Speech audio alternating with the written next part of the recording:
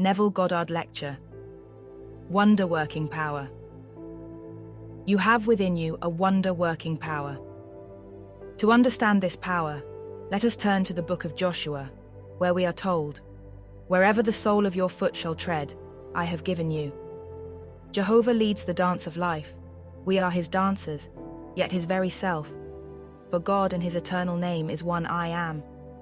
There is no place you can go and not know that you are. You may suffer from amnesia and not know who you are or where you are, but you know that you are. So without voicing it, you are saying, I am. That's God. There is no place where God is not, and there is nothing that God is not. Now all things by a law divine in one another's being mingle. If you will take the idea of inner penetration seriously, you will find its possibilities are staggering. Everything in this world penetrates your brain. You penetrate my brain just as I penetrate yours. My apartment is several miles from here.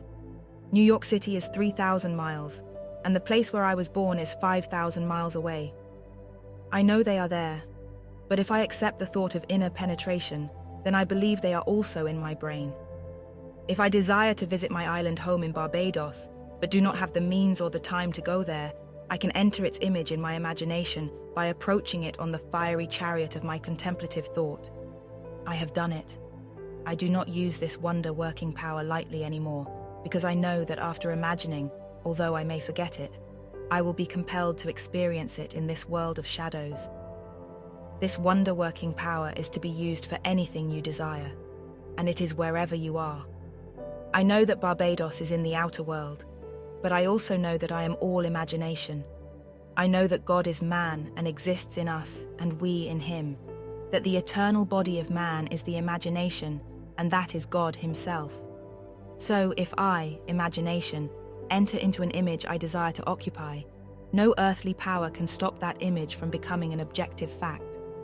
What is the secret that makes this wonder-working power operate? Feeling. Reality is controlled by feeling, as told us in the 27th chapter of Genesis. The central character in this chapter is the state called Isaac, who has two sons, Esau and Jacob. Esau is clothed in objective reality, while Jacob wears subjective reality as longings, wishes, and desires. When Jacob disguised himself as an objective fact, Isaac said, "Come near that I may feel you to determine whether you are Esau or not." And when he asked, "Are you really Esau?" Jacob answered, "I am." Put yourself into a subjective state, then feel the objectivity of the state by giving it sensory vividness and tones of reality. Then deceive yourself into believing that the image into which you have entered is now objectively real. Do that, and you have entered the state called Isaac. And we are told that when Isaac once more saw his objective world, Esau returned, and Jacob disappeared. Then he realized that he had been self-deceived, but could not take back the blessing given to the subjective state. Although your objective world denies the reality of what you have done in your imagination, that which you have subjectively assumed is on its way to supplant your objective world and become your Esau. You see, in life you are playing the part of Isaac with your two sons. Esau, your objective world, and Jacob, your subjective one. Your subjective world may seem to be clothed in unreality, but when you enter into its image in your imagination and clothe that image with feeling, your subjective desire takes on the tones of reality. This is how I do it. When I close my eyes, this world is shut out, and I, like Isaac, am blind to the outer world. Then I feel myself into the state of my desire. With my inner eye, I see it all around me.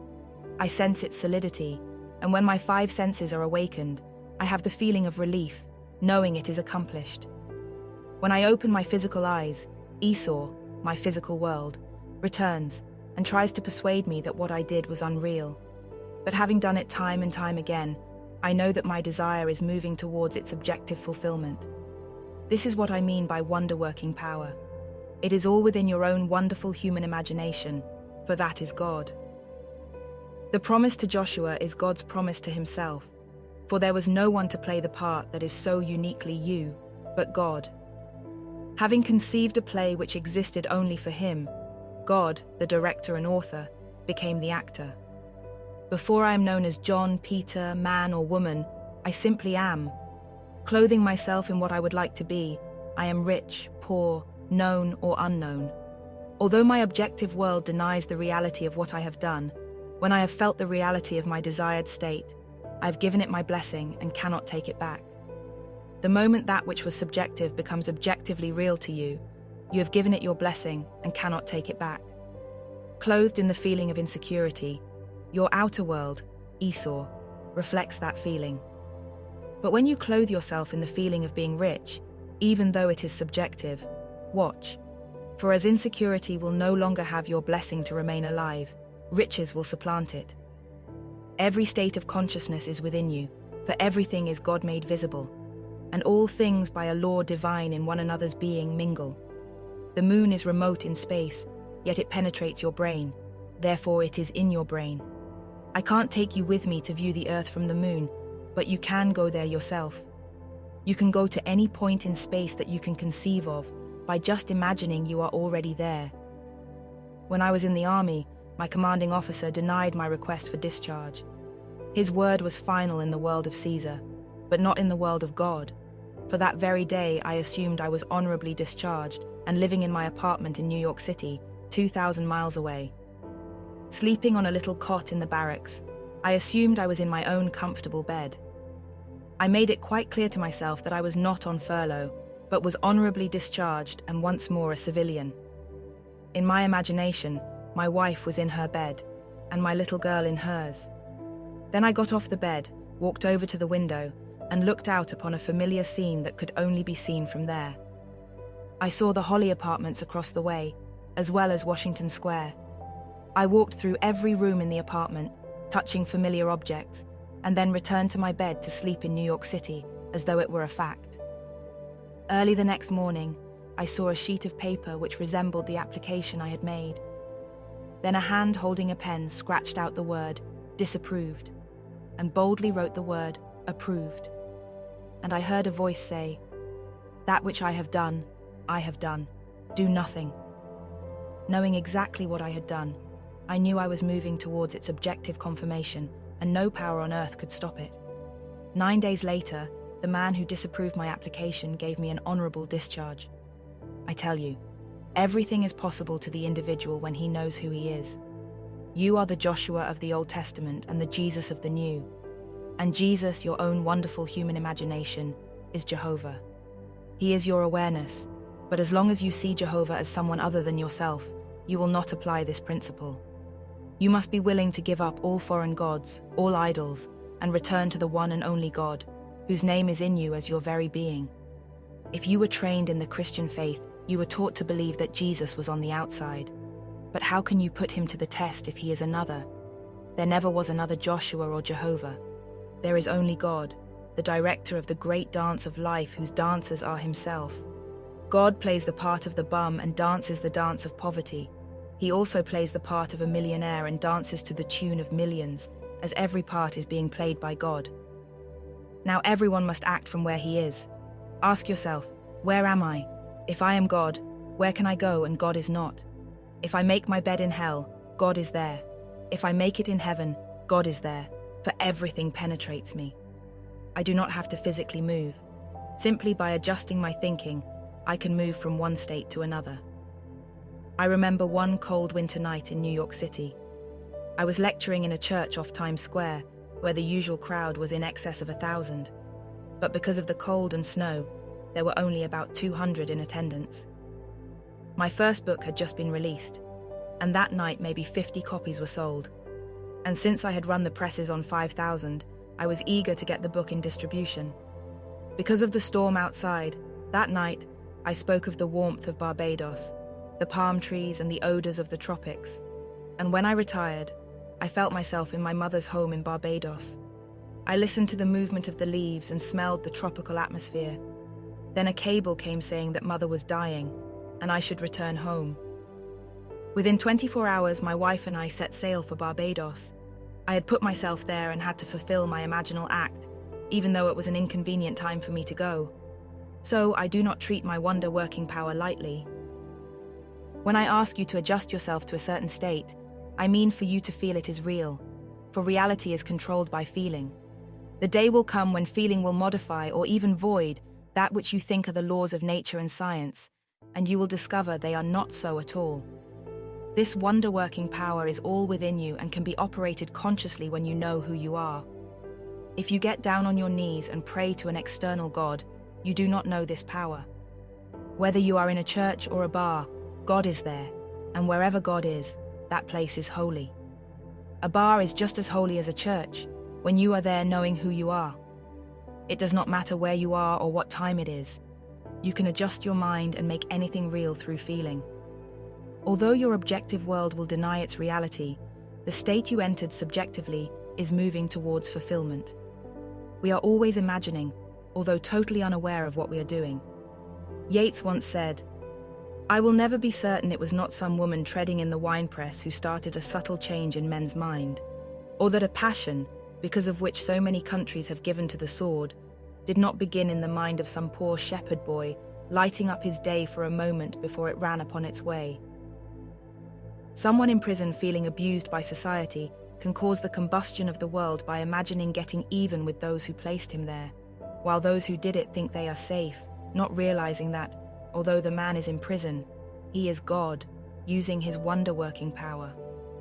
If you know there is only God, who would you want to hurt?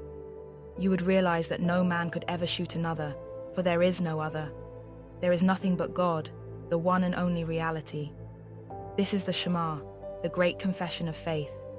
Hear, O Israel, the Lord our God, the Lord is one. Keep this in mind, and you will never go wrong. If God is one, there cannot be another.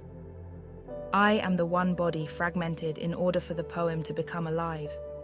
As I gather myself together to rebuild the temple, which was destroyed when I deliberately shattered myself, the dead stones are made alive once more. One by one, each fragmentation returns to the same body, making it more luminous, more transparent, and more creative, for God is an ever-expanding creative being. This wonder-working power is in your own wonderful human imagination. That is God. Man is all imagination, and God is man and exists in us and we in him. The eternal body of man is the imagination, and that is God himself. Believe in the human imagination, the only true God, by consciously using your wonder-working power. Where can you go that you are not imagining? No matter where you are imagining, aware of, being there. A newborn child does not know who he is, where he is, or what he is, but he knows he is. That is God. He is your wonder-working awareness, the wonder-working power of imagination. I hope you take me seriously and learn to consciously believe in your inner penetration. Everything penetrates your brain, or you could not be aware of it, be it good, bad, or indifferent. You don't have to take a train, a boat, or a car to go anywhere. All you need do is adjust your thinking. Affirm, "I am possessing it now," and persist until you feel the relief of possession. Then go about your business, knowing that in a way you know not of, you will be led to the fulfillment of what you did within yourself. You do not have to consciously determine the series of events you will encounter. They will simply unfold in your world. You may meet a seeming stranger. Others may appear, and upon reflection, you may even give them credit for your success. But they were only playing a part, as all things by a law divine in one another's being mingle. Others penetrate you and you penetrate them, for we are all one. If someone can play the part necessary for you to climb on that rung of the ladder, then he will do it without his knowledge of consent. Do not think of individuals, but of what you want as an end. Shape your life wisely by becoming aware of the desire you are shaping in your mind, for without desire there is no power in life. Your power line is I am, while your desire is the light bulb. Just as it is impossible for a light bulb to give off light when it is not attached to the power line, so it is with you. You must attach your desire to your I am for it to illuminate and become objective to you. Give lovely gifts to all you meet, for everyone is yourself pushed out. Take a noble concept you would like to experience and adjust your thinking to it by feeling you have moved into its fulfillment. Give it reality through feeling. Look at your world from this point, then open your eyes knowing that although your objective world denies it, you have given your desire its right of birth, and nothing can stop its fulfillment. Read the 27th chapter of Genesis carefully, remembering that all of the characters spoken of there are personifications of states within you. As Isaac, you always have two sons, your present objective world and your present subjective world. The story tells you how to clothe yourself with the subjective desire through feeling until it supplants its objective brother. That is how you move from one state to another until you reach the state called Jesus. Then the story recorded in the Gospels will fulfill itself in you, casting you in the central role. Only this experience can save you from this world of Caesar, for you are redeemed from within yourself by recreating the story of Jesus Christ. Now let us go into the silence.